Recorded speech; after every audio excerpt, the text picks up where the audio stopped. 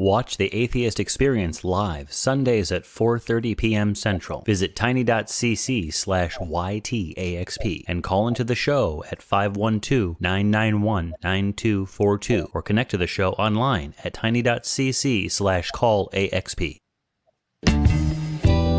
It's time to get sexy on Secular Sexuality.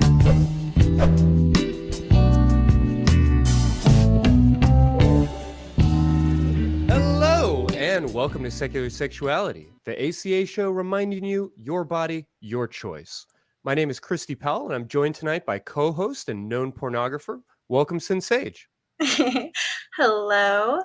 Tonight, we are going to be talking about autonomy in relationships. So please give us a call with your stories and questions at 512-991-9242. or tiny.cc/callsex because the show is coming right now.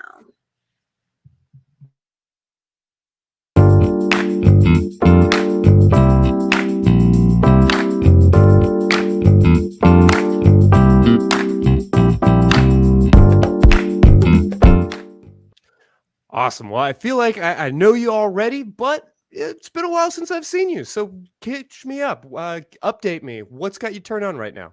It has been a while.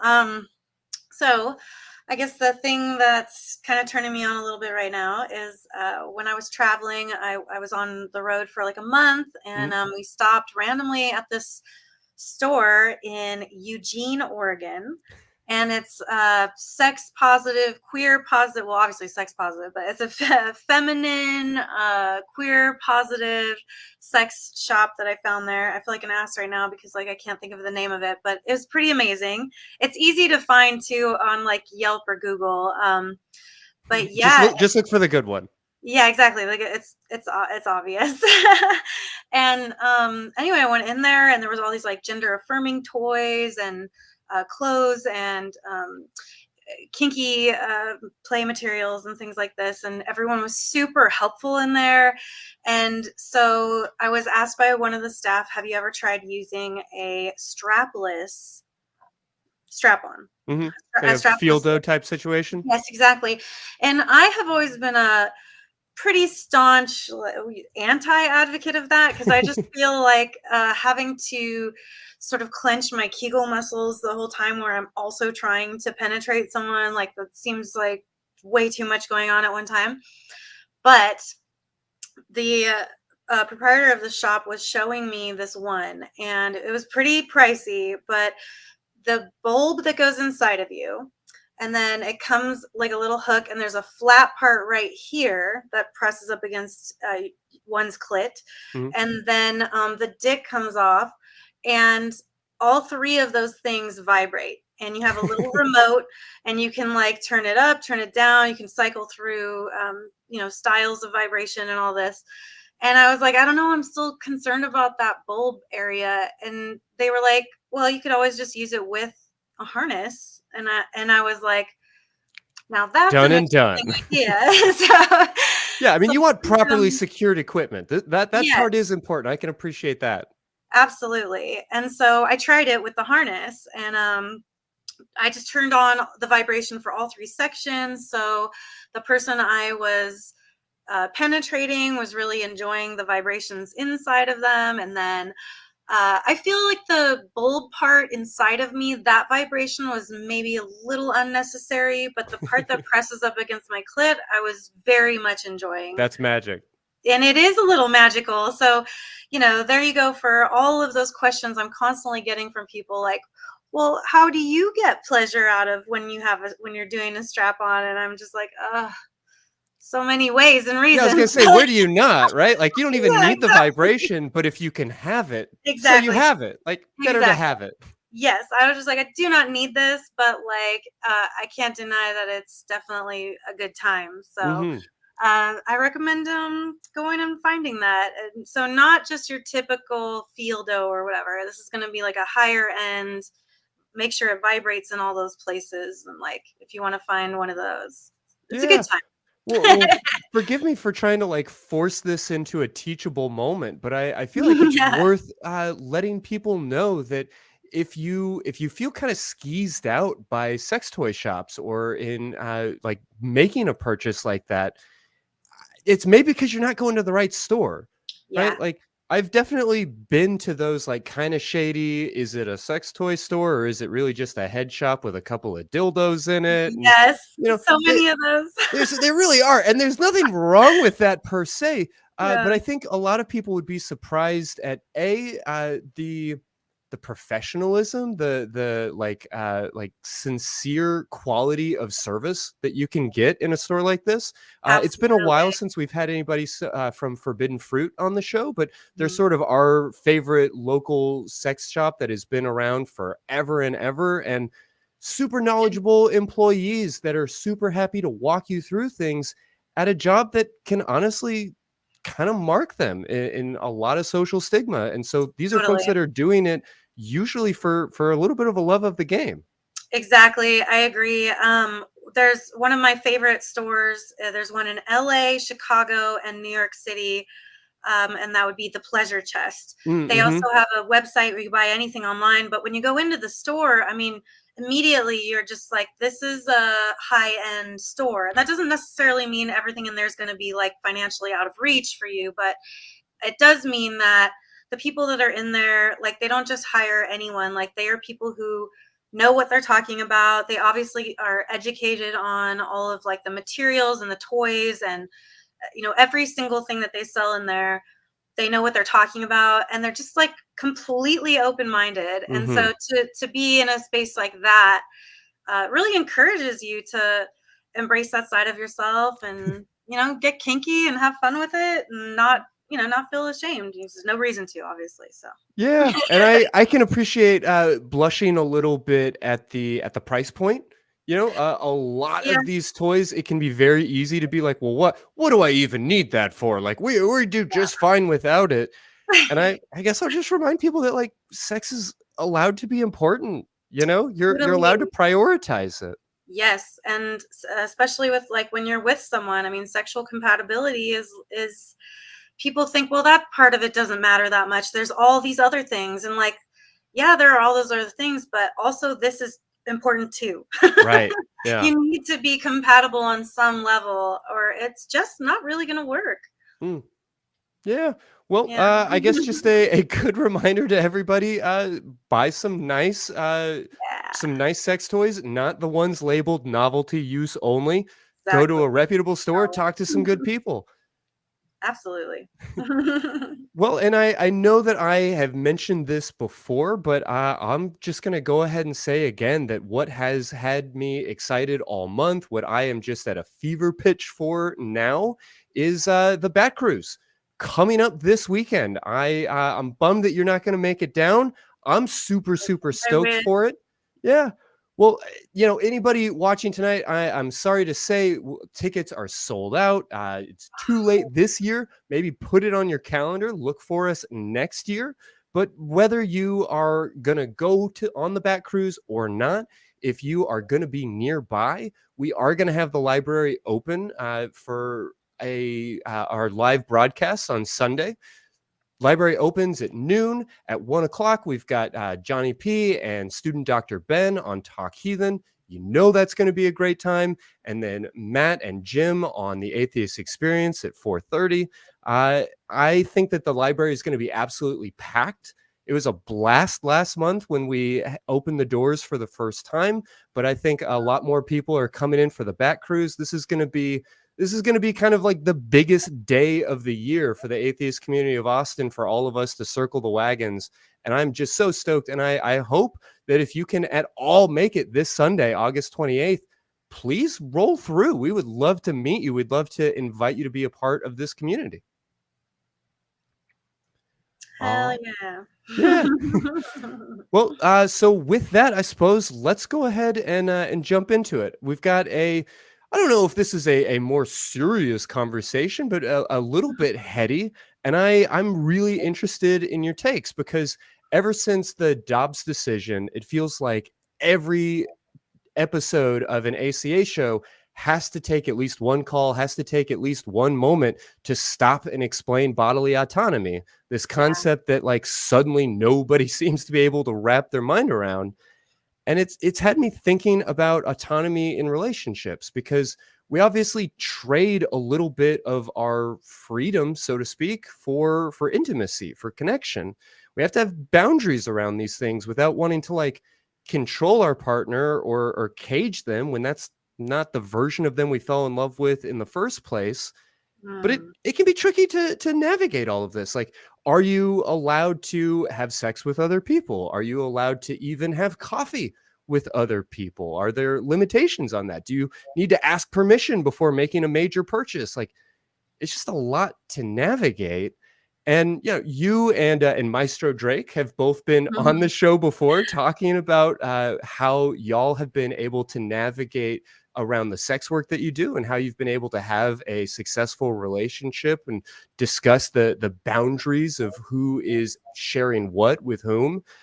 And so I was really excited to kind of get your take on how to have these healthy boundaries and how to communicate around these things.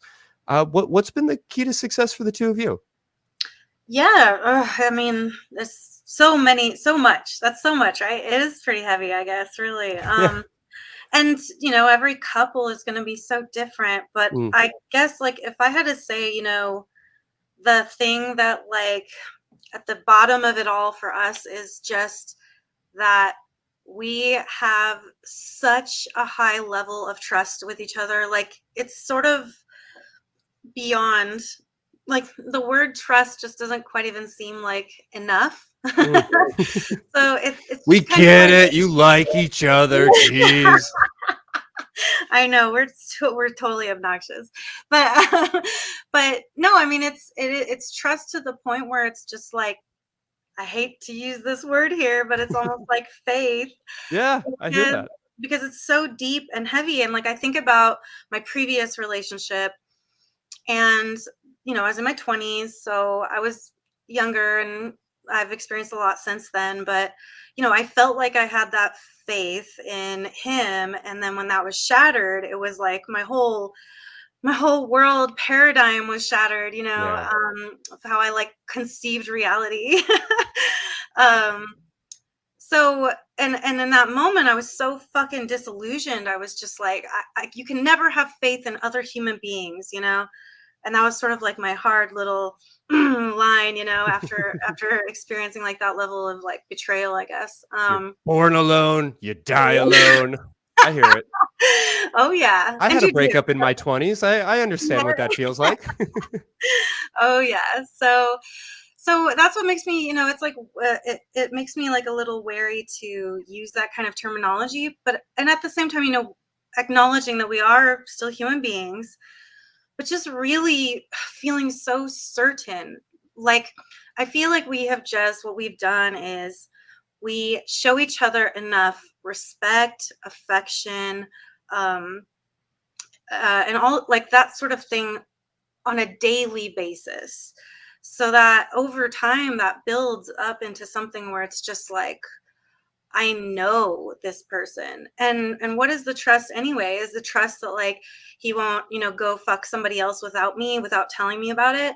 Like, so that's not gonna happen, but let's just say that it did. It's like the trust with me isn't, oh no, you betrayed my trust. I mean, a little bit it is that, and it would hurt a little bit for that reason, but that's not the main thing for me. The main thing is like, you did this thing and you didn't tell me about it. And like, why did you do this? Like, what made you do this? Like, I feel like rather than something like that being, like a relationship ender, it would be more like, well, clearly, like, we need to have more conversations about what's going on.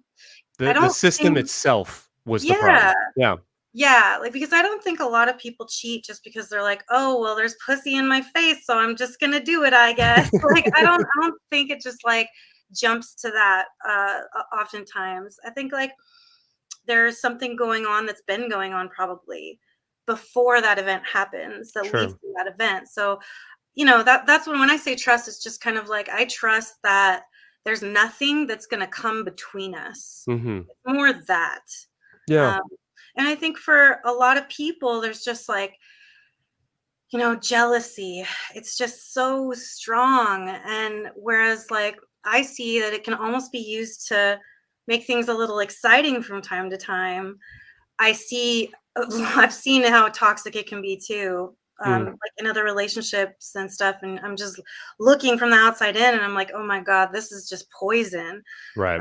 And that's that like control over another human being. I think it's like, rather than the whole like the old adage of, you complete me, it should be like, no, I'm complete, you're complete. So now we can be together and in a, healthy, meaningful way. Yeah.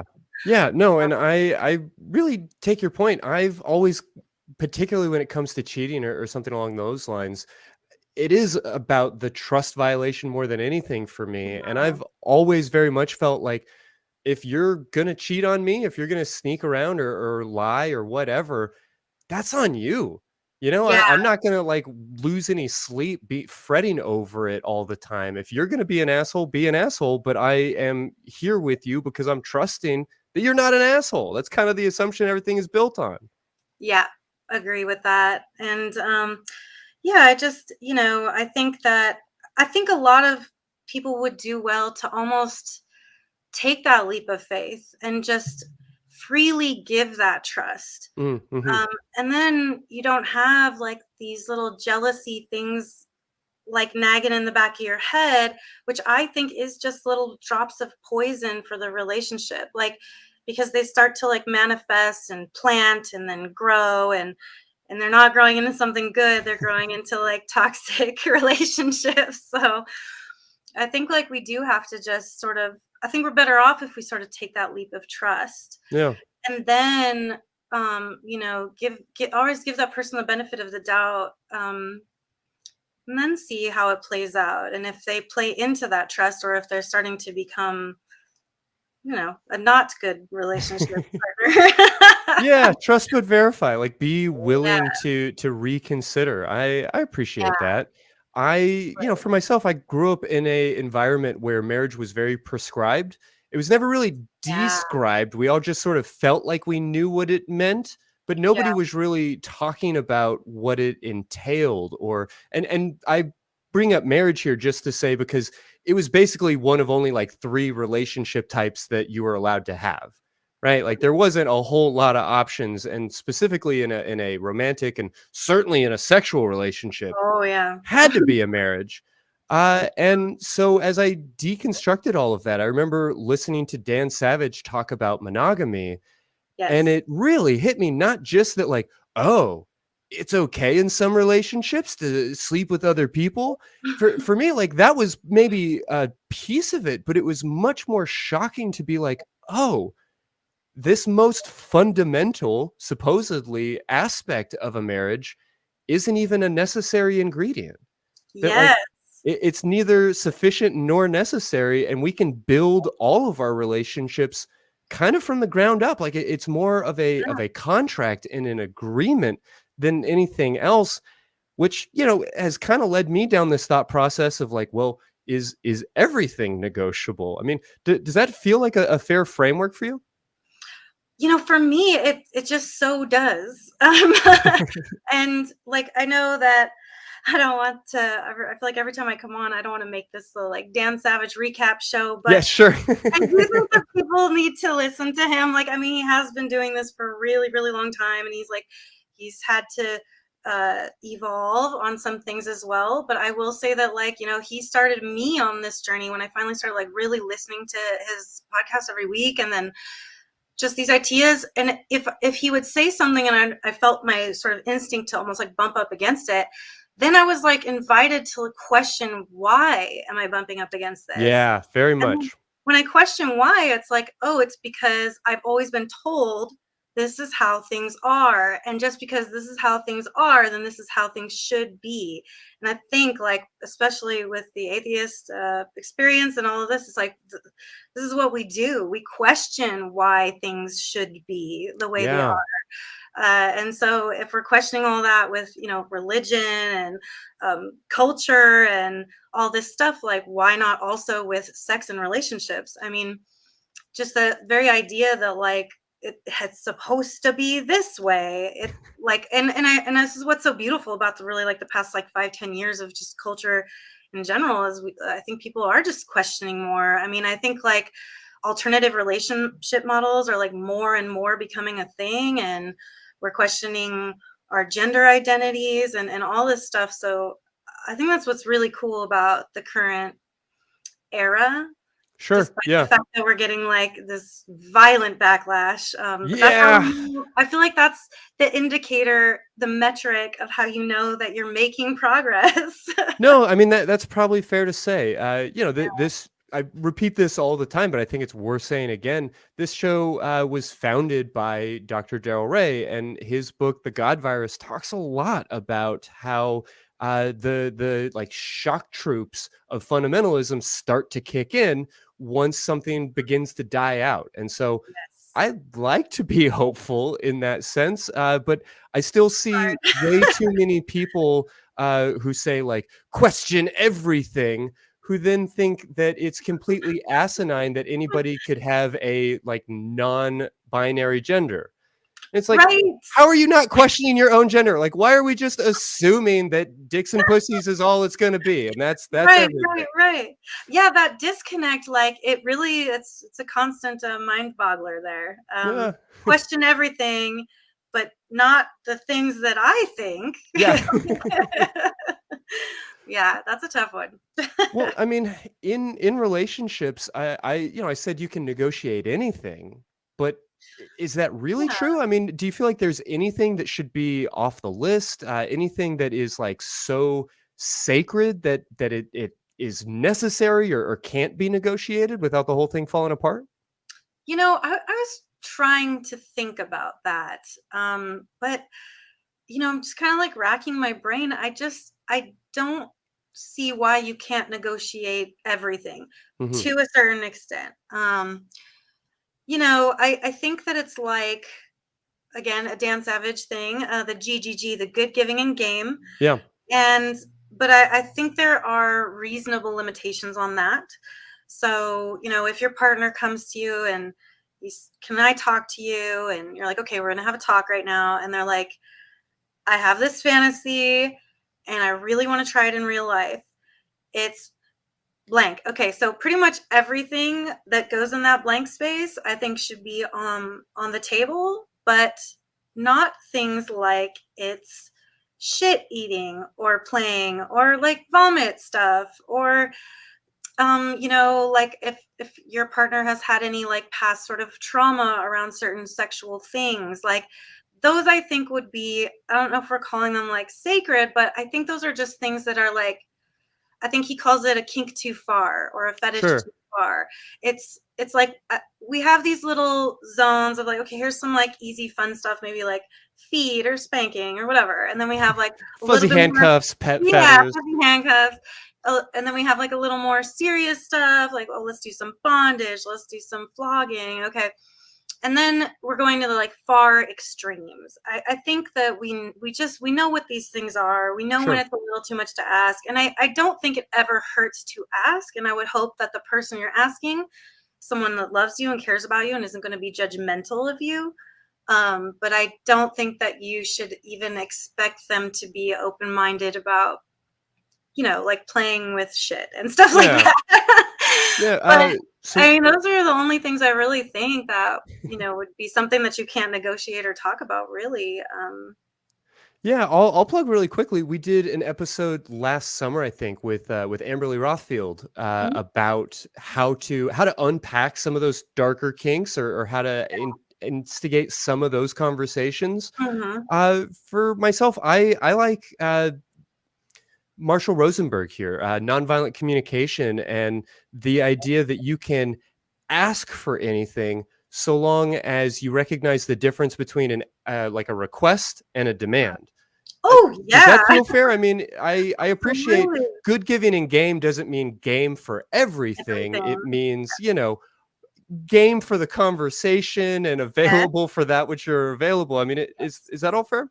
Yes, and game for things that are, relatively reasonable, I think. Sure. Whatever that means for you based on like Yeah, your trauma history, your exactly. personality, your whatever. But yeah. Yeah, exactly. And I think, when we're talking about sort of like this jealousy stuff or whatever, I think everything can have a conversation. It's just like the way you approach the conversation. I think as a couple, it's really beneficial to remember to, basic stuff. Remember to use I statements. Remember to Mm, make affirmations as you're listening, active listening. And I think the hardest part is kind of making sure that you respond rather than react. So if someone approaches you and they're like, I'm kind of thinking about opening our relationship a little bit. What do you think? And then it's like, well, rather than just being like, no, I think it's more important to be like asking questions or just be like, okay, give me a second to think. So you can take a couple deep breaths. And this part of your brain that likes to get real fired up at an instant notice, like can calm down a little bit. And then you can think a little more clearly and you can ask questions like, why are you feeling this way? Is there something that's missing for you that maybe we could do together? Could we explore together with other people? There are questions that can be asked, conversation that can be had that doesn't turn sure. into screaming and fighting. And like, I feel like in relationships and in life, really, like we just all want to be understood.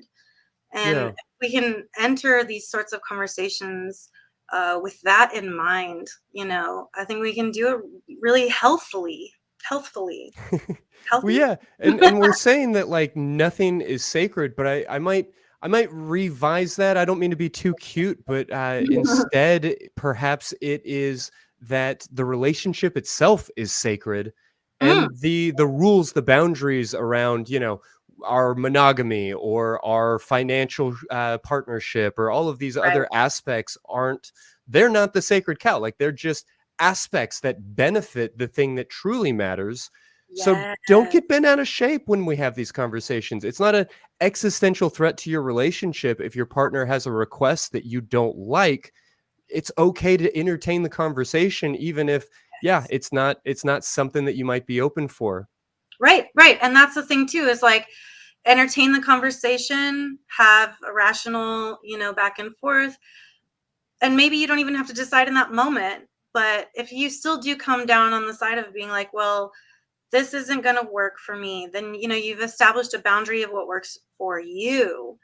um, and then you can have more conversations about that if that's what you want. Or sometimes then you realize that maybe this isn't the right pairing for you. Mm. And that's okay too. Like, Yeah, that's an uncomfortable statement, but that's okay too. yeah, like this is something I'm always trying to get people to understand. Like, this is your life. It's this big, and this is how much time you have.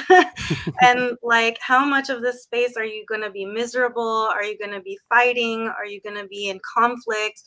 You know, before it's all gone. It's like, so you want to. I think and sometimes it takes us really difficult and painful experiences, but that doesn't mean that it ended badly or that it was a bad relationship or that it was a failure. It just means like this is another story of your life. It helped you to learn and become a better person, a stronger human, and stuff like that. So I think a lot of times, like, when I think of these toxic relationships of people who are super jealous and they're like, were you looking at her? Oh, Right. you were looking, that type of shit happening all the time. It's like, y'all, like this isn't right.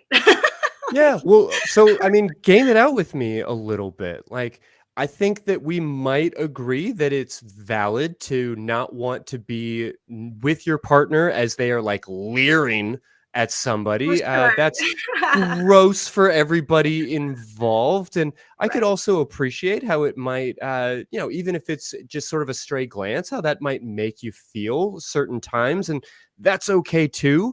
But also, like, aggressively policing what are you looking at, what are you thinking, I know what you're thinking, and bringing Yes. that kind of energy to it is stressful. So how do you have conversations around something like that? How do you work to negotiate a line together on something that's so ephemeral?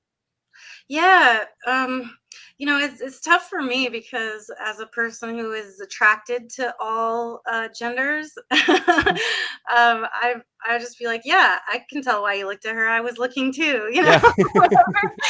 So, yeah, that's always been a little more tough for me to navigate, sort of how the normies are feeling about things. Fair. But with that in mind, I think one of the like something that's super important, and we're talking about this like idea of policing our partner. It's like it's thought policing. You Mm, can't you cannot tell your partner who they're allowed to think about, who they're allowed to fantasize about, who they're allowed to look at, what they're allowed to enjoy. I mean, that's just something you can't do, and even if you try, like, it's gonna be happening anyway. So, right. Yeah. So it's I think that's the real danger of it, is that it's going to be inevitable on a certain level, and of if you course. try to interfere with that process, I mean, you'll drive yourself crazy. You try to control your thoughts too strongly. Yes. But again, is there an upward limit on that? If your partner is very, very interested in fantasies, not even exploring in real life, but just entertaining mental fantasies through pornography, maybe even through like erotic literature or erotic audio, where things can get pretty wild, is it at Yeah. all okay to put some sort of restriction and say, like, hey, I know you would never act on this thing, but I don't even want you watching content about it, or I don't want you fantasizing about it. I I Is it ever okay to draw that line? I mean, I think again, we're just talking about those extreme situations Sure. where then it would be okay, but at the same time, it's just like I don't think that it's fair or right to really say. I mean, as far as sort of like a command, I don't want you doing blah blah. Mm, Um, in that way where it's almost like you're a parent, like your partner is not your child to raise and yeah. tell them I don't want you doing this thing. Your partner is another adult like you are. So I think there's definitely a healthier way to have a conversation, to be like, maybe, okay, I see you watching this kind of porn, this is what you fantasize about. That's okay, but it's affecting me in these ways. I think that's Mm, the only okay. way to Yeah. like make it valid, is if it's affecting you in certain ways that are harmful to you. Um, So I'm not going to obsess about what you're doing when I'm not around, but like yeah, that particular type of screaming and wailing and moaning that's coming out of the TV isn't something I want to walk in on, because now we're talking about its impact on me rather than like yeah, you and your free choices. yeah. It's definitely like that. And I mean, it's the same thing. I'll say, so for example, as far as like masturbation goes and stuff like that, like I know that my partner masturbates a lot, and good, I fucking encourage that shit, do it. But I kind of just made a boundary, like I don't really want to like walk in on you doing it, and like I don't want to wake up to you doing it, like you've Sure. roused me out of sleep because you're fervently jerking off, like um Like, I know that you shit, but I don't necessarily want to be woken up by it. If we can at all avoid it. If we yes, can at all avoid it. yes, yeah, exactly, that's basically it, yeah. But I encourage his pornography viewing, and please spend some money on my industry.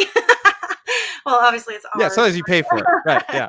Yeah, yeah, yeah. But yeah, so that's kind of my feeling about it. It's and that I feel that like it really, unless it is having some kind of like psychological, emotional effect on you due to like the material of it, um, then it shouldn't really be much more than a conversation, and maybe be like, well, here are my boundaries around it. Please just respect them, and then do what you're going to do, like outside of the time that I'm in front of you, kind of thing. Mm-hmm. And again, it just goes to extremes. Like if you're masturbating to pornography all the time, but you're not fucking me, then we have a problem. Sure.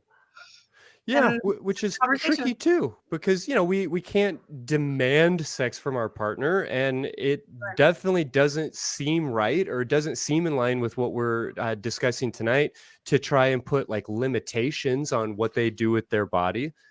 But Yeah, also, if you're in a relationship where you're like constantly walking in on your partner jerking off and they're not having sex with you, I think right. it's okay to acknowledge how that affects you.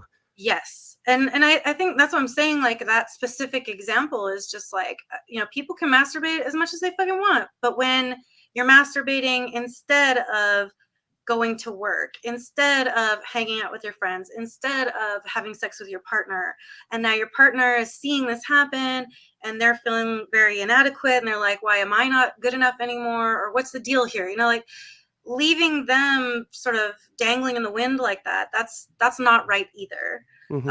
And that doesn't necessarily mean like, well, you must be fucking me all the time, but it does mean like you're always doing that and you're never fucking me. That's definitely a problem. That's an issue. Yeah. And that's just a relationship issue. That's just a conversation that needs to be had, and maybe further therapy needs to happen or whatever, but that's a problem that needs a resolution.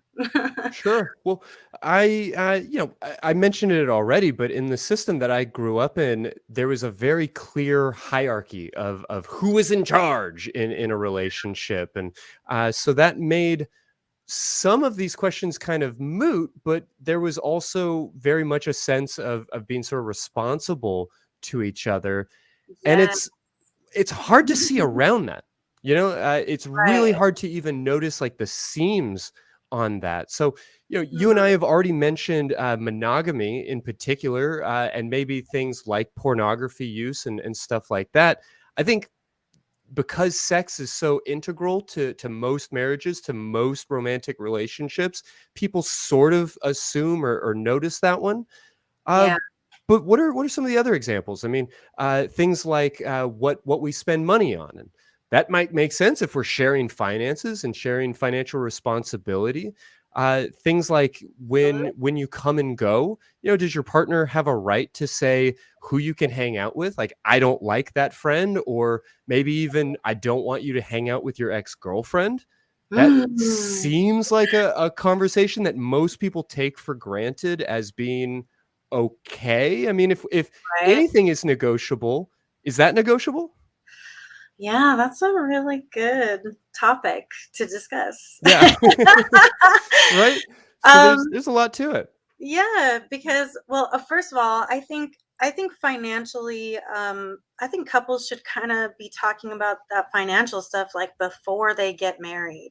Sure. Uh, I'm very surprised by a lot of couples that I talk to where they've been married for a long time and it's very much it's my money and it's their money and it stays separate. And when we want to do a vacation or do something together as a family or make a purchase as a family, we come together and have that conversation and then we split it or something like that.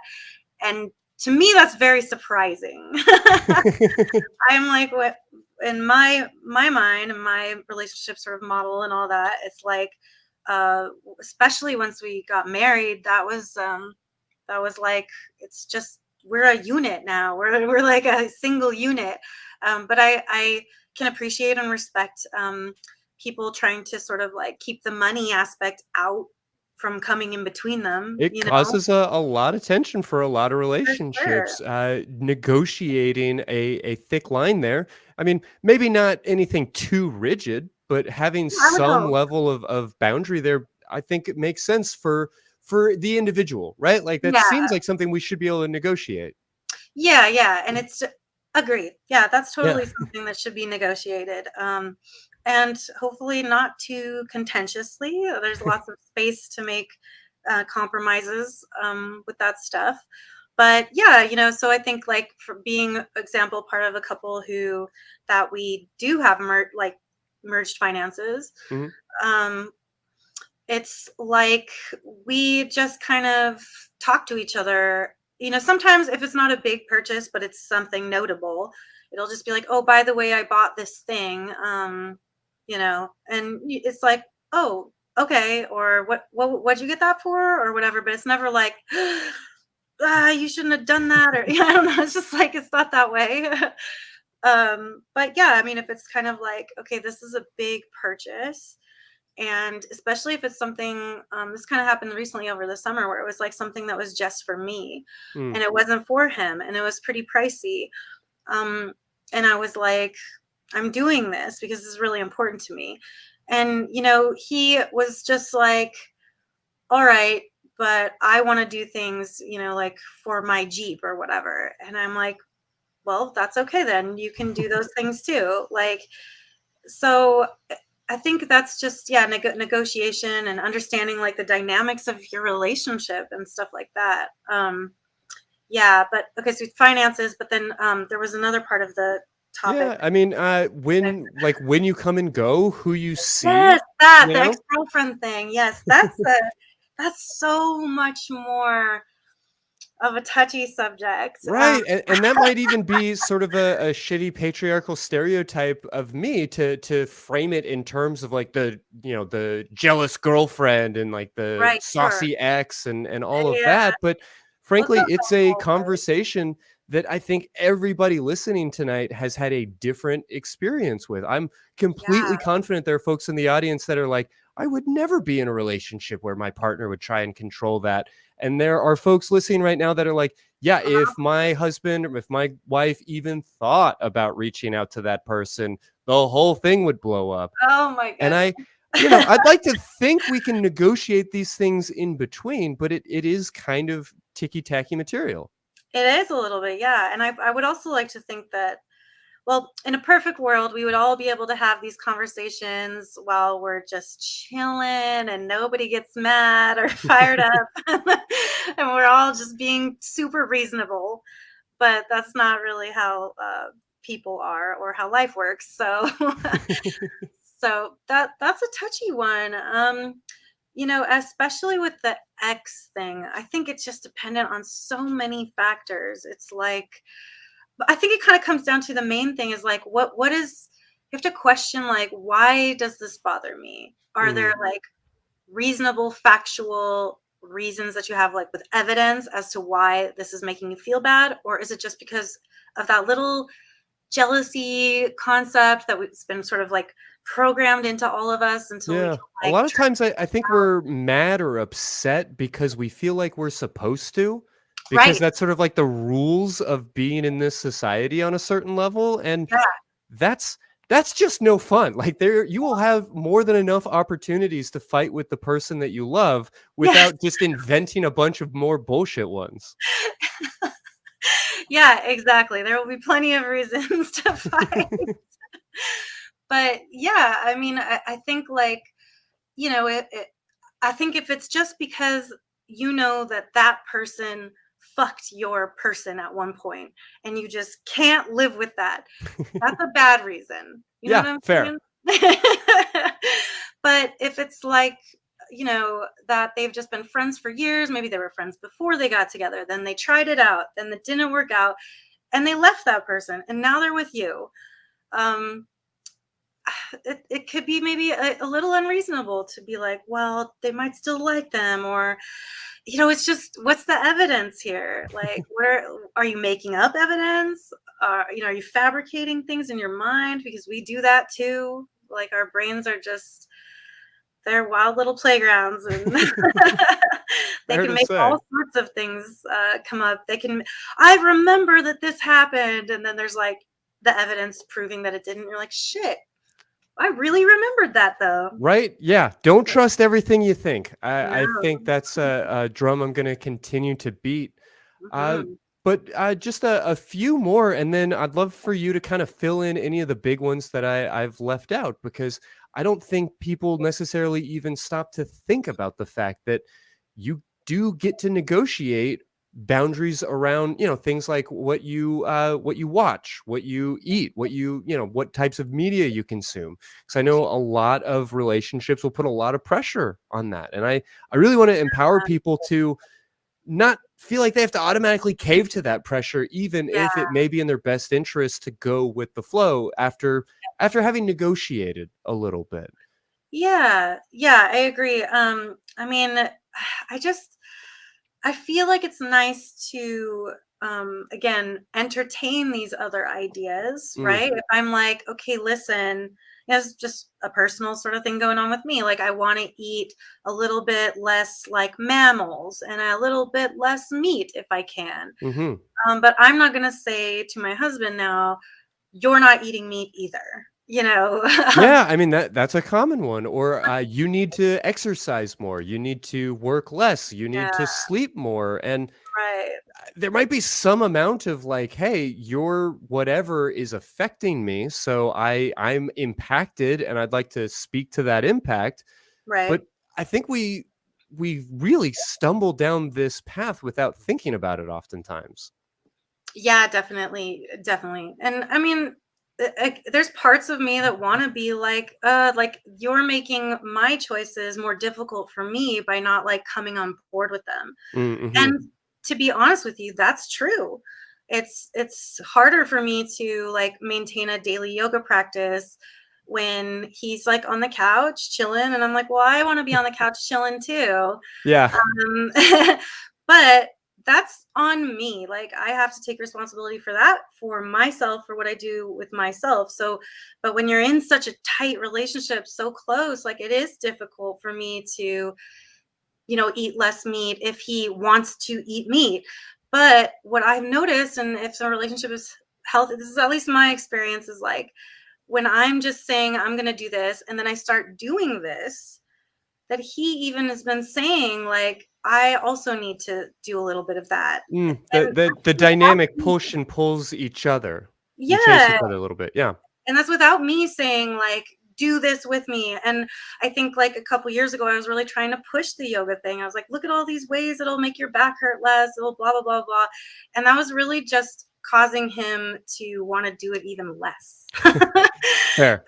Or same thing with like, he used to be a smoker. And when I was just like, we've got to get you to stop smoking, it was always that made it so much worse. I had to really work with myself to let that go and just trust that he would get there on his own when the time was right, and he did.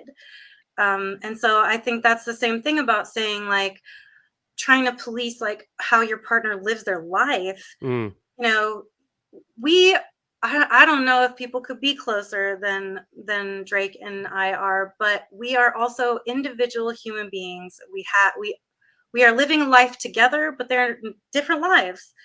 And I think that's something that can be like celebrated. And I think then when you choose to do something like, rather than tell your partner you must also do this, or you can't watch that thing because I don't like it, or whatever, it's that thing, that honey and vinegar thing, like just by being honey and like being sweet and just you do your thing.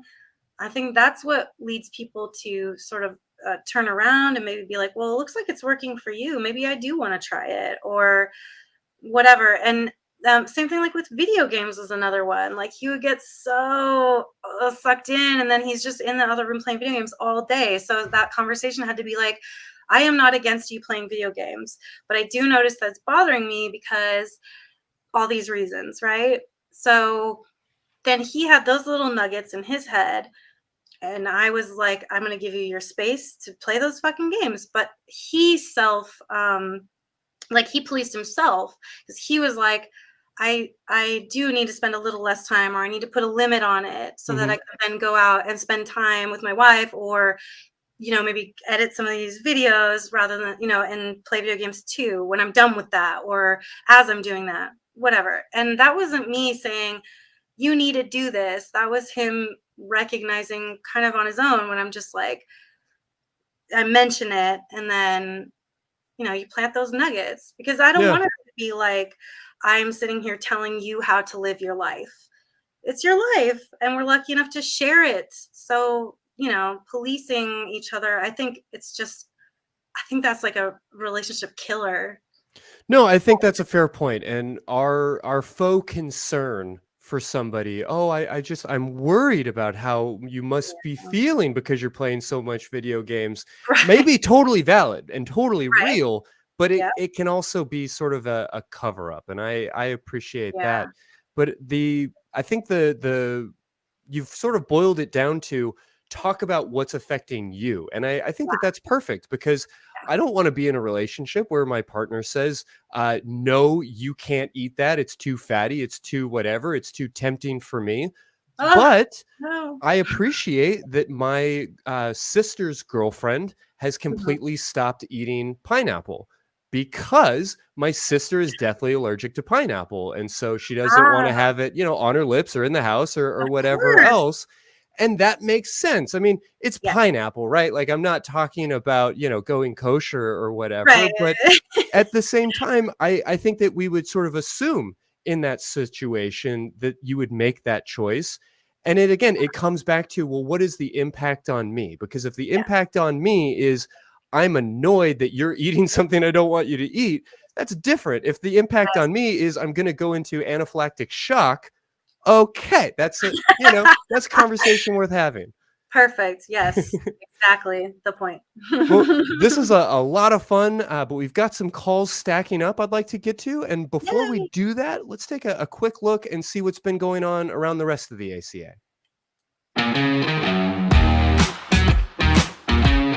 Especially if we're white women, I think it's easy for us to continue perpetuating patriarchy because we're number two. Exactly. Now we're starting to realize, as we're losing rights that other women have never had, we're finally like, the patriarchy, when we should have been like that all along. My brother had seen this ball of light fly over his head, and then a couple days later, I saw the same thing. Years later, after I left the faith, I Googled what that could have been.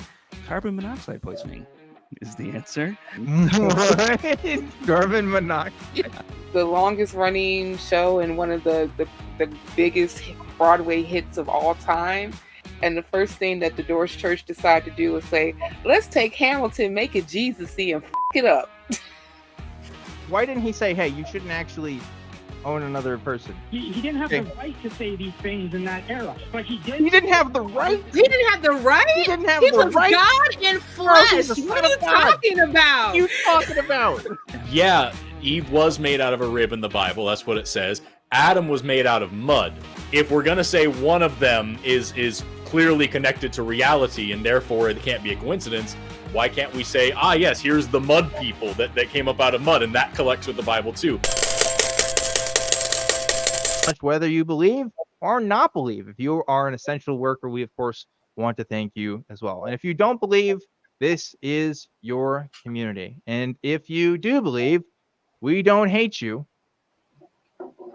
We just think you're wrong.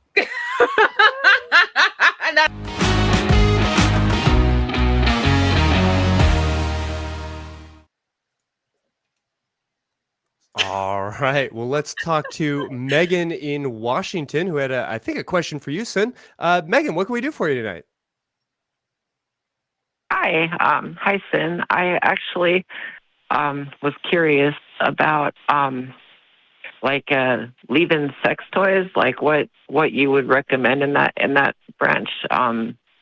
As far as like I've looked on a lot on Adam and Eve, but like the selection is so like immense that I just like don't even know where to start oftentimes. So that was the first part of my question, was just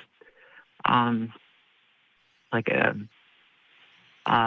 the Her Kegel kit versus like glory balls, I think they're called, and the Benoit balls and stuff like that. Like, I'm just kind of curious as to what all that different kind of stuff does, or how, what you would recommend. Okay, I kind of missed the very first part. You're asking about a specific type of sex toy? Yeah, you have any brand recommendations or like a particular type of toy, like the vibrating toys that you were talking about? Oh, I mean, if we're just talking about sex toys in general. Yep. Is that right, Megan? Actually, it's the type is like discreet leave-in type sex toys. Oh, got you. Yeah, okay, great. So, I think the Benoit balls and stuff, that would be pretty discreet for sure. But I think you would want to get the ones that like vibrate or something like that.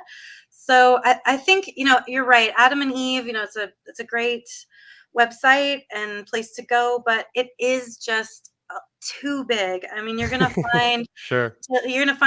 those dildos we were talking about before. They cost like $10 and they're made of like really crappy material, all the way up to the most high-end toys and just everything in between. So that site, it's kind of like throwing you to the wolves, and so I wouldn't recommend that. But I would recommend going to sites like goodforher.com. So that's like specifically toys that women, people with vaginas can use and enjoy. It kind of like focuses on that, as well as like the pleasure chest. It's a big site. There's lots of things to buy on there, but I'm gonna say that you're gonna have like a little more fine tuning on sites like that, goodforher.com and like the pleasure chest as far as retail sex toys. And then for insertables, I think too that like, it's for you to go on those sites and then kind of like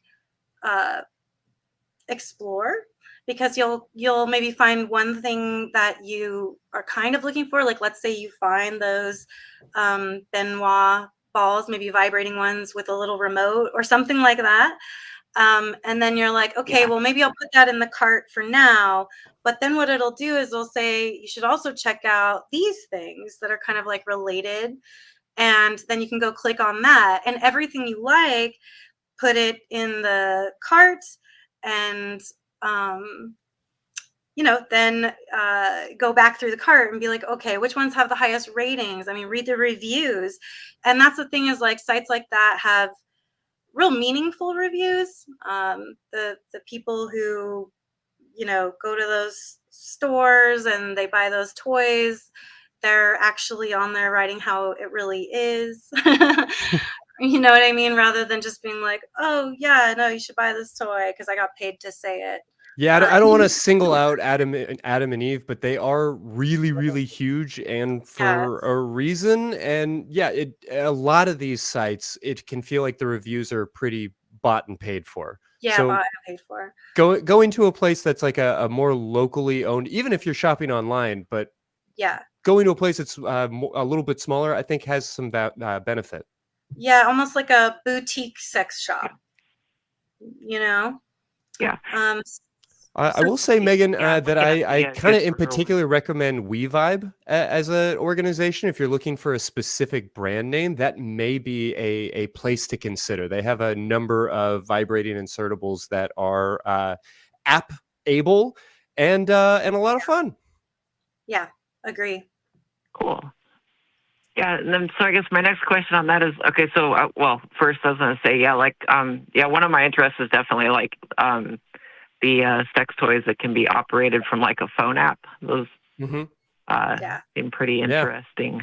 And then WeVibe does that, and they're way better than they are in like bad movies. I feel like even before the technology existed to do this, it was like a trope in sex comedies to have the remote controlled sex toy that inevitably like bursts into flames, which is terrifying. But now that Bluetooth technology has become pretty common, it may cost you a couple $100, and it may be a bit of a big expense, but there's some really quality stuff out there. Yeah, and then quality stuff too. Just know also, when you pay more for the product, for the sex toy, it's going to last longer. The material is not going to be something you're allergic to. It's not going to like harm your skin or your body.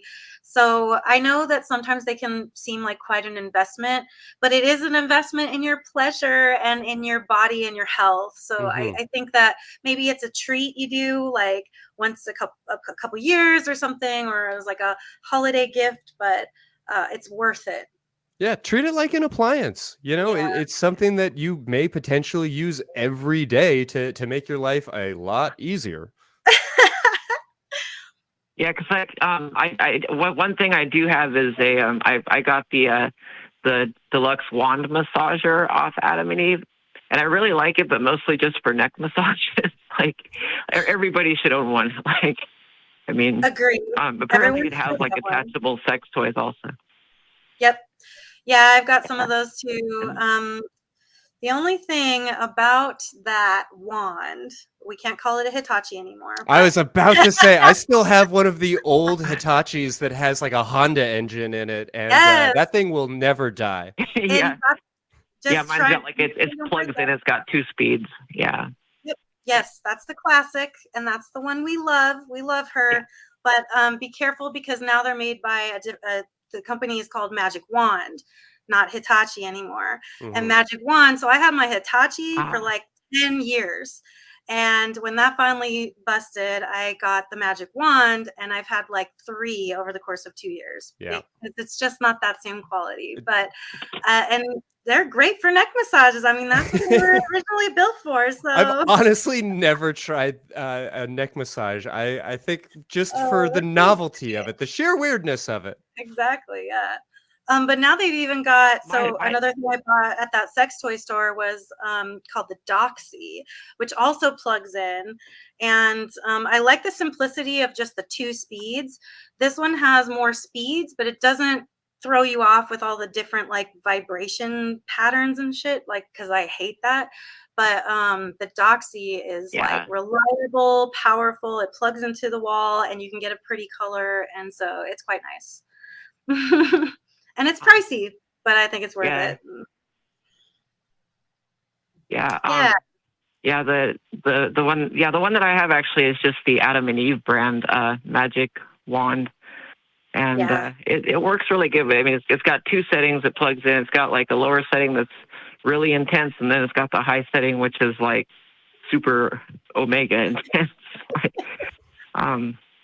But I like it because I don't do a lot of like sexual stuff because like I'm a post-op trans woman, so I'm still committed to dilating like every day, like twice a day at present. So like like with all that, like it starts to make it just seem like anything sexual would be a chore. But like as time progresses and I won't have to dilate as often as time goes by, and then I'm gonna be wanting to explore more. So yeah, well, happy shopping. I hope you find the right thing to push your buttons. Definitely, yeah. Yeah, and then my other question was like what are your opinions? Like, I'm kind of curious as to your opinions on wearing like people wearing discreet wearable type sex toys or whatever, like in public settings. Like, do you think that's okay, or do you think, like, personally, I don't have a problem with it. I think, but like, I always wonder, like, is that ethical or would that be unethical? So here are my thoughts on that.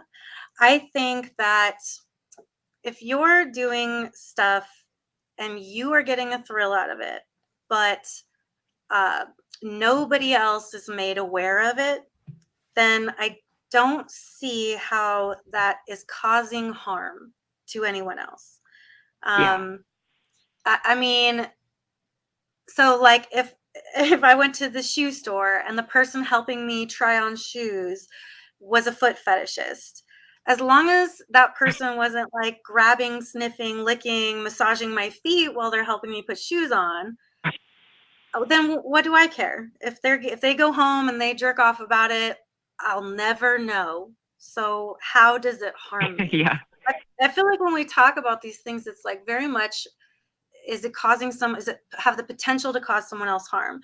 So if you are sitting at a restaurant and you have something inside of you and it's making you come, but you're doing it and you're being like very silent and you're not moving around, and like literally nobody else could possibly know that you were even doing that, then it's not really hurting anyone.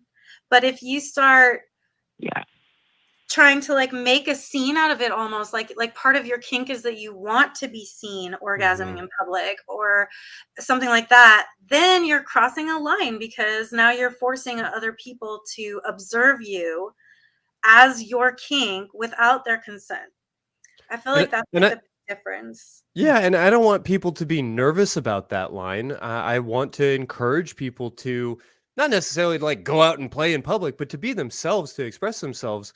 But I will just say that we often dismiss the impact that we have on other people when it comes to this space. Like in particular, if you think you're being sexy by like surreptitiously fooling around while you're on the phone with like a customer service representative or some sort of like corporate phone call situation, I'll just say as somebody who's answered a lot of those phone calls, you're not fooling anybody and it's not great.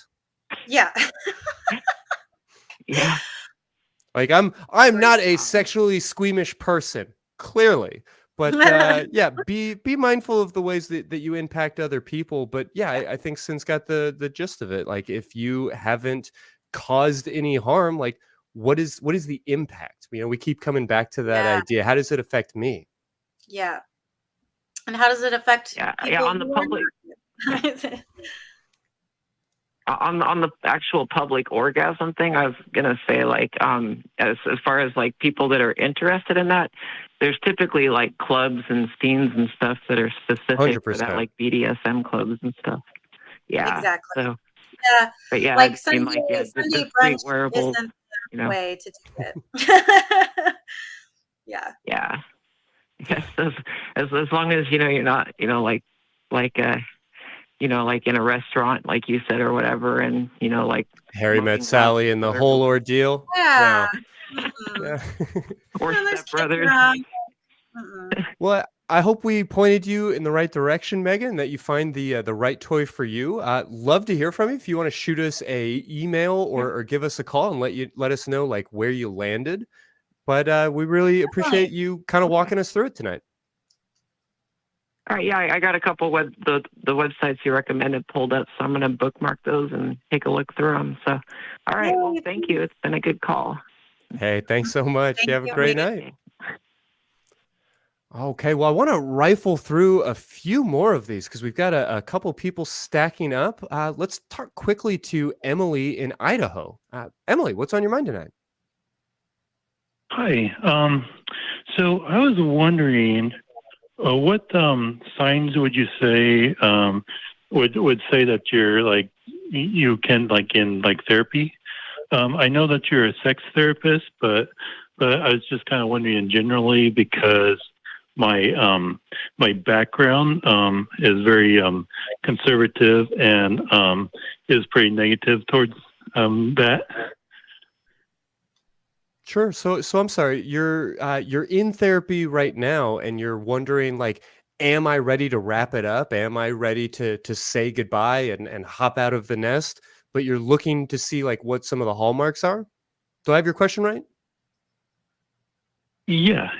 I think that describes it. Sure. Well, I'll tell you what I tell all of my clients, which is that whenever you're ready to go and keep my number.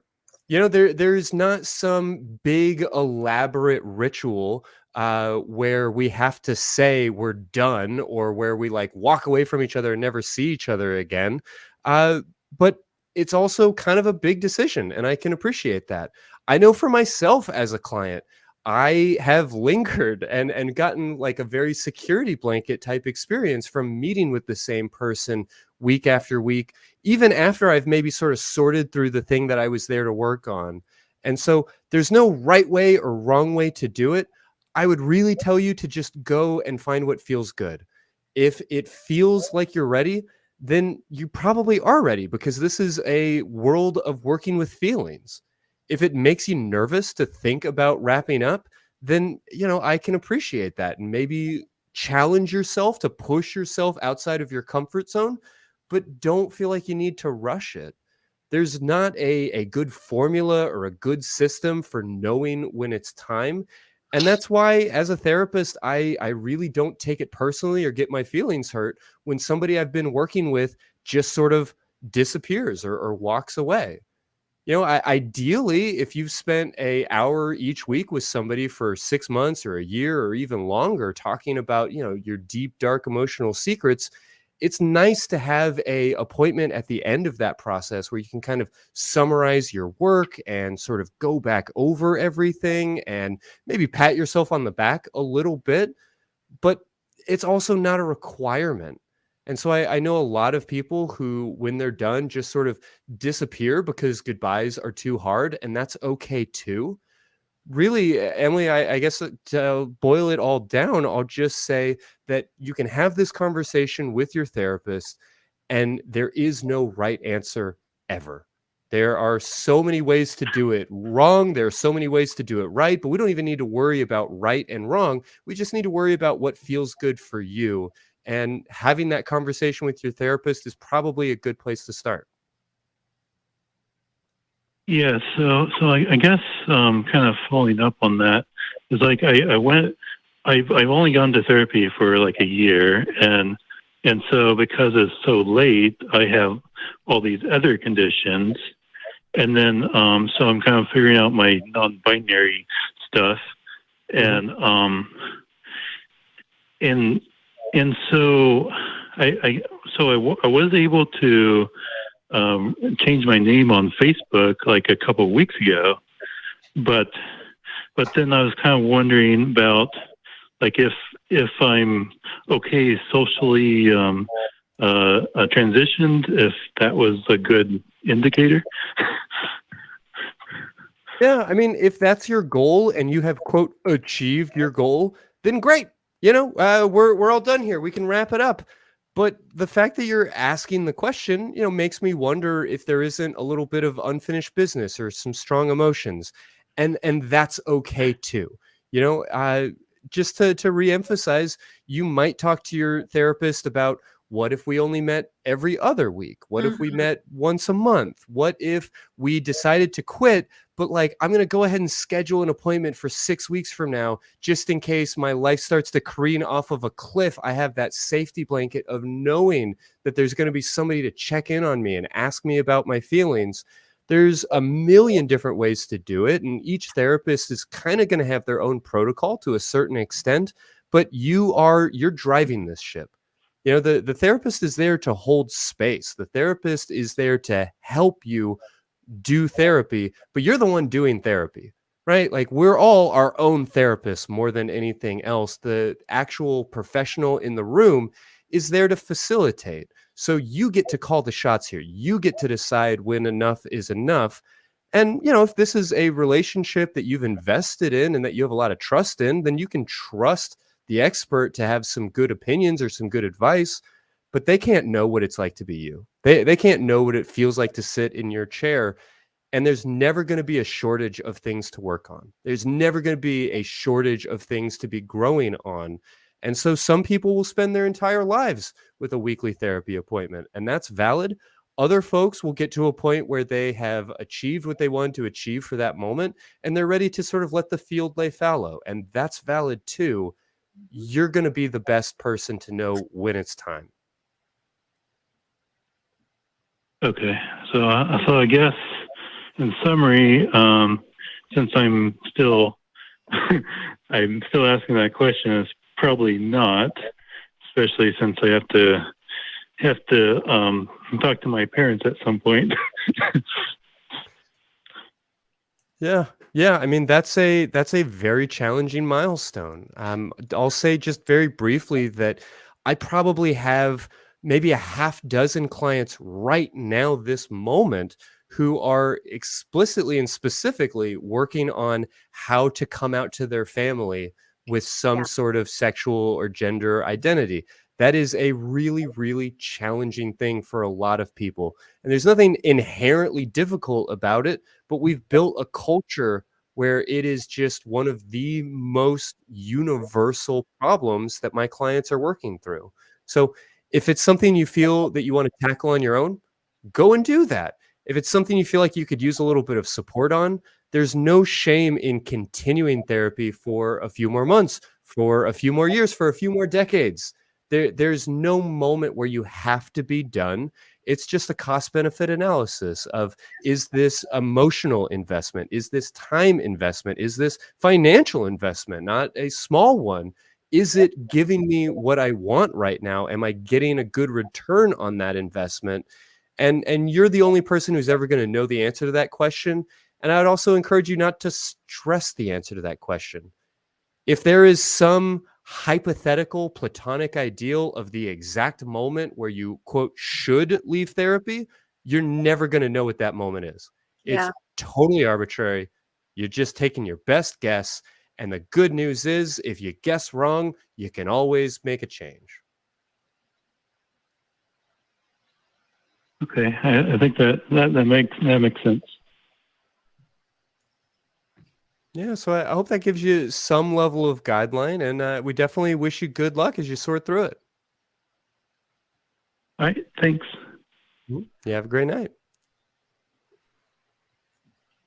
All right. Well, and we also had an email that we wanted to try and fit in. I know we're getting a little bit long, and there's so much to this topic on autonomy that I want to spend some time with. But let's go ahead and see how many more questions we can answer. Yeah, we've got one that was sent in as an email. So I'm just going to go ahead and read it out loud. So it says, "Hi, folks. Can you help me find resources on how to perform oral sex that aren't just porn disguised as educational material? My wife says I'm not good at it and I should read a book, but I don't know how to find anything that isn't designed to be prurient. Hoping you can help me find this type of educational resource. Thanks." This is a tough one. Yeah. Well, I mean, I will just start by saying that you are brave to try and read the word prurient Prurient. in front of a live audience. I think I would have swapped it out and just hope nobody noticed. Yes, I hate that word for so many freaking reasons, but the fact that it's near impossible to say is one of them. Yeah, so as far as resources on how to perform oral sex, I feel like, man, there's just the world wishes that such a thing was so easy to put down and be like, here are instructions. Step 1, 2, 3, do that, and pleasure comes out the other side. It's just a jump to the left and then a step to the right. Right? I wish that it was that way. But unfortunately, especially when it comes to a vulva, there are just so many variations of what feels good. And so I don't want to be judgmental of your wife, but if all she's saying to you is you're not good at this and you need to read a book, she is not taking any responsibility for her own pleasure, because the way that if you're with someone who's not good, or sorry, if you're with someone who the way that they do it doesn't match the way that you receive pleasure, that's a conversation that needs to be had. Like, so, but I understand that those are very, very difficult conversations to have for whatever reason. So all I can do is tell you, like, what I kind of discovered having not only my own vulva, but lots and lots of vulvas in my mouth. And then as far as like a book or educational material, I will just say quickly that, for example, I went to the Museum of Sex in New York City, and they have a gift shop, and there was a book on like ways to do fellatio and make it more interesting and fun. And then there's the same thing with cunnilingus as well. So, and those were not designed to titillate, you know, they really were designed to be like, try these things. Functional, practical. Yeah, exactly. Try these little techniques. Try doing this. Does she like it? No? Okay, put it away. Try doing this. And like that's kind of like what my advice would be, really. Like, when we're doing oral on someone, there's so much communication going on with no words that you do have to like flick on your intuition a little bit and really connect, like almost spiritually, with the person that you're with, in that sense. Like feel their body movements. I know that sometimes, like, if my partner is doing the right thing, but they're like a little bit this way. And if they would just go a little bit this way, they'd be like right spot on. I kind of like move my left hip up to move them to the right, or like I lift up my left leg in hopes that they go this way. You know what I mean? So Or eventually just point, or eventually like, hey, little to the left, you're doing great. yeah, exactly like that. Like, you're doing great. Like, oh, that's so good, because you do it just a little lighter or a little heavier or a little to the left or in a circle instead of a back and forth. Like, oh, it feels so good. If you could just do this, it would feel better, you know? Or you could get me there. Like, that's how the receiver should be speaking to you. But as you being the giver, if you're not able to get that level of dialogue out of your partner, there is really something to be said for paying attention to these shifts and these movements in the body.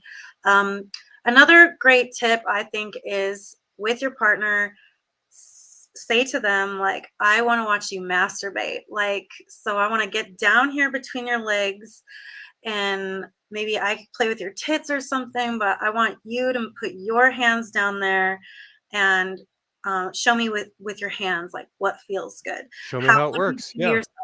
Like, that might not mean that you're going to come in front of me, like, you know, and don't put that pressure of like, give yourself an orgasm for me. Instead, make it more like, I want to see what you do with your hand to pleasure yourself. Mm-hmm. And then you can take mental notes, because I think there's a lot to be said about like how someone does it with their own hand. You know, like, I'm gonna maybe get it a little wet, I'm gonna go down there, I might like play with the little areas teasingly for a little while, and then when I'm like ready to get into it, it's like clockwise circle, like 0.4 inch over to the right of my clit. You know what I mean? I mean, it's like so precise.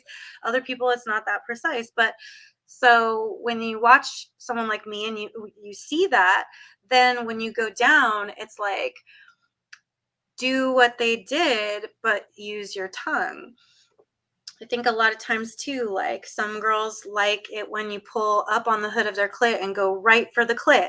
For other girls, that's so much, like, it'll make you just like your head explode. It's too intense. And that's the same thing with some vagina owners can't even have oral sex at all performed on them because they're so sensitive on the clit that they prefer penetration or whatever. So like, these are all just like nuanced things that are just so unique to just your partner. I always call vaginas snowflakes, because they are just they're each so unique. They're like a little puzzle, and it should be fun for you to figure it out. And I think that sometimes partners, or I've heard other stories of, you know, like women who are just like, you're bad at that, I don't even want you to do it, or whatever. And it's just like, well, he's not necessarily bad at it, or she, or whoever. They're not doing it the way that you like it to be done. Maybe their previous partners loved it the way that they're doing it, but you don't. So that's a conversation that you have to have. It's You a have two to tango. It's a two to freaking tango, because unfortunately, especially with eating pussy, like, there just is no set of of rules or a book that will teach you how to give your wife good head. That's really the only thing. So I can give you like all these little tips and stuff, but those would maybe not apply to her body. Yeah. So, No, you know, I think that's all fair to say. I mean, yeah. I can throw out things like the book "She Comes First" by Ian Kemmer, Great. Yes. which is a great one. There's videos like "OMG Yes," which is something I haven't spent a lot of time with, but I've heard very positive things about. But ultimately, I think, like you're saying, Sin, the best advice I can give, or maybe like the best sex tutorial I've ever seen, is a silly scene from an episode of Big Mouth, the cartoon, Yes. because you see two characters like negotiating and navigating all of this stuff together, and it's about that Yes. communication piece. that's really what it comes down to. If the two of you are having bad oral sex, that's not on you so much. Like, that is co-constructed. And so I recognize that there are maybe good dancers and bad dancers, and that it's difficult to get your groove on when somebody keeps stepping on your feet. But it really does take two to tango, and you two are working through this together. So I think that's kind of the most important thing to highlight. Absolutely. Yep. Yeah. Because I could say like, don't do too much of this, but definitely do some of that. But then it's like, maybe she likes the opposite, you know? So yeah, two to tango. Yeah. Well, so we've had some really, really great calls tonight. We didn't get to half of the things that I was hoping to talk about, but I'll go ahead and say that there are all of the things that we've been talking about tonight, past episodes of this show that are related, links and all kinds of things in the show notes to this episode. And I'd encourage people to check that out. In particular, I think a really useful tool that we've discussed on this show before, called Radar, as a way of communicating with your partners. I'd really recommend that people take a look at that. But otherwise, Sinn, before we start wrapping up for the night, do you have any kind of particular thoughts or just broad advice on on how to have these conversations? Yeah, I mean, I love this radar concept for sure. I think that when we can take emotion as much out of it as possible, that's when we can have really constructive, meaningful conversations with each other. And I think like to police ourselves is probably the best way to not police other people. I think it's interesting. It kind of reminds me of the love languages a little bit. Like when we take the focus, we're feeling like we're missing something, rather than saying to the other person, you're missing this, what that I need.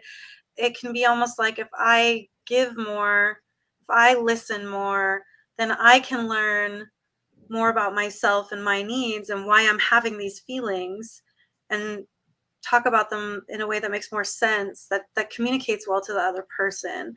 But I do think that like fostering jealousy and fostering bitterness and resentment, that's like a knife in the back of the relationship. Like Sure. you just have to talk about these things, otherwise they're just going to fester. So if the relationship matters to you, I think it's just got to be like, the time is right, no kids are around, no friends are around. Hey, I have some things I want to talk to you about. Can we do that? And let's try to keep it. Let's make an agreement that like we're not going to raise our voices, and we're going to have this conversation. And if it starts to get heated, then there needs to be, okay, we're going to take a break. I'm going to go in this room for 10 minutes and you're going to go in that one. We're going to breathe. We're going to think about what we're trying to say.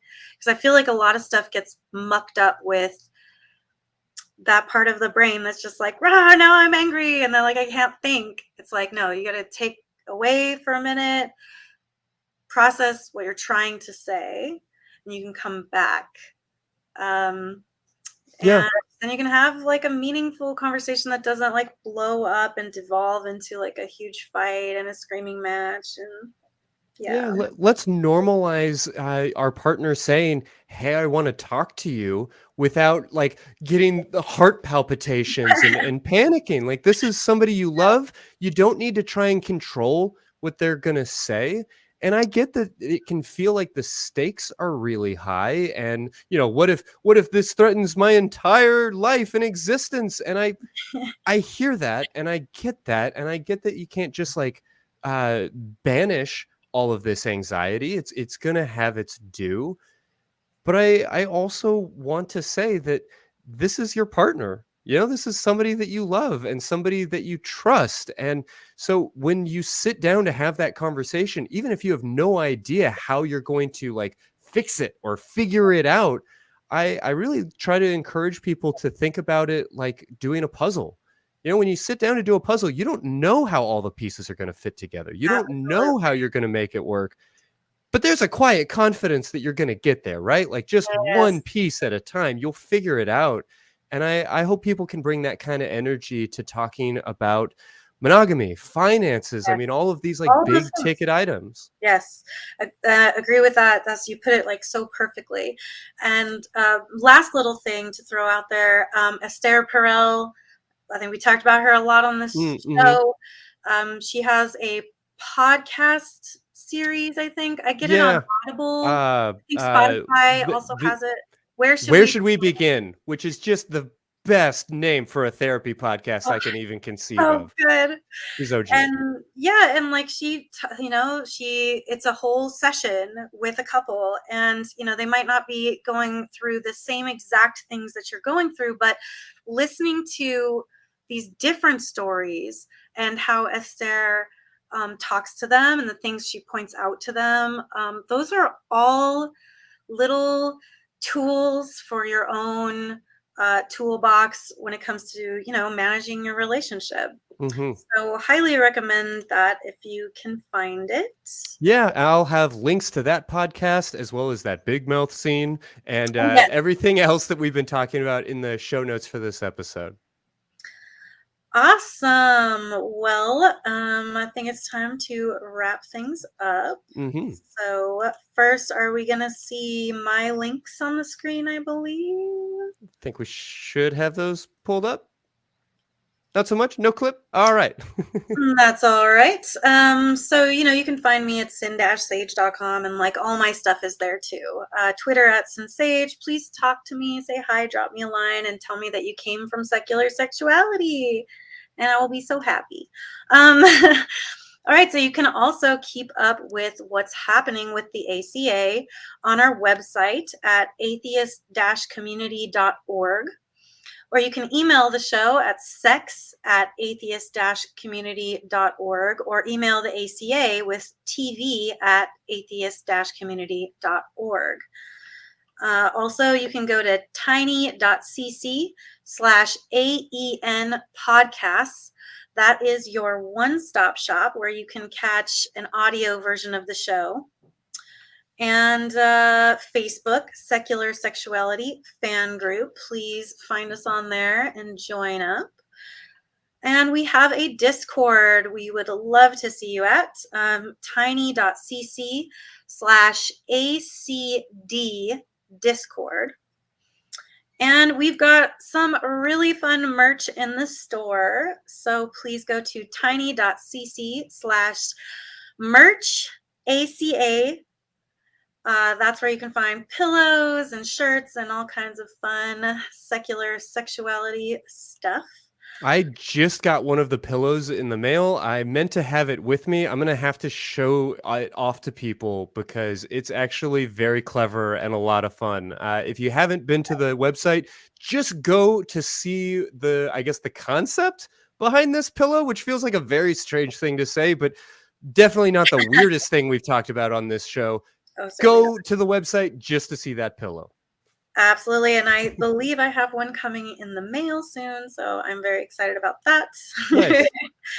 And of course, we would not be able to do any of this without our amazing, lovely crew. If we could just say hello and goodbye to them. Yeah, who definitely had to pull overtime and work through some technical issues right as we were getting started tonight. So we're super grateful to them and for the folks who had to kind of come in off the bench to try and get this episode off the air. We're super thankful for all of their hard work.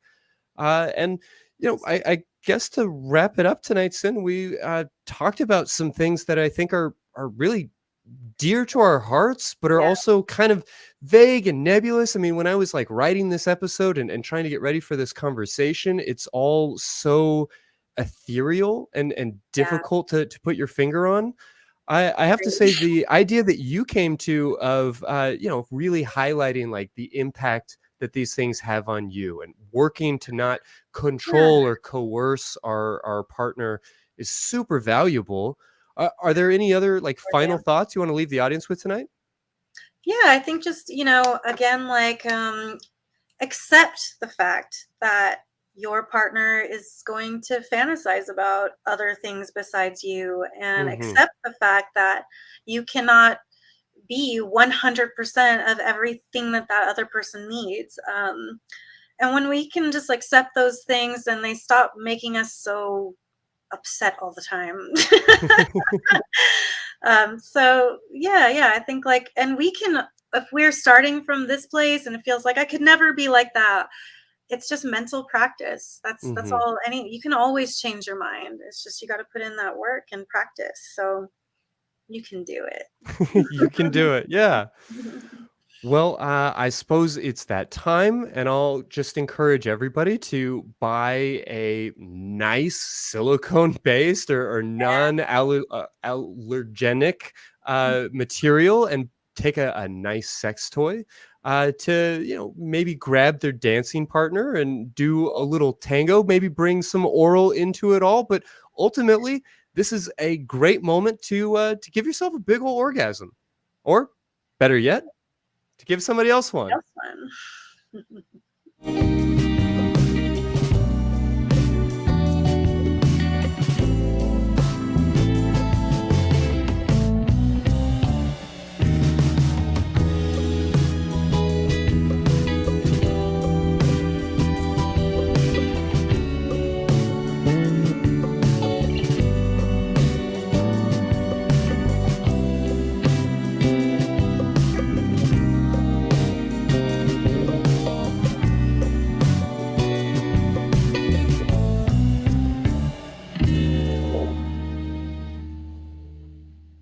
Watch Talk Heathen live Sundays at 1 p.m. Central. Visit tiny.cc/YTTH and call into the show at 512-991-9242, or connect to the show online at tiny.cc/callth.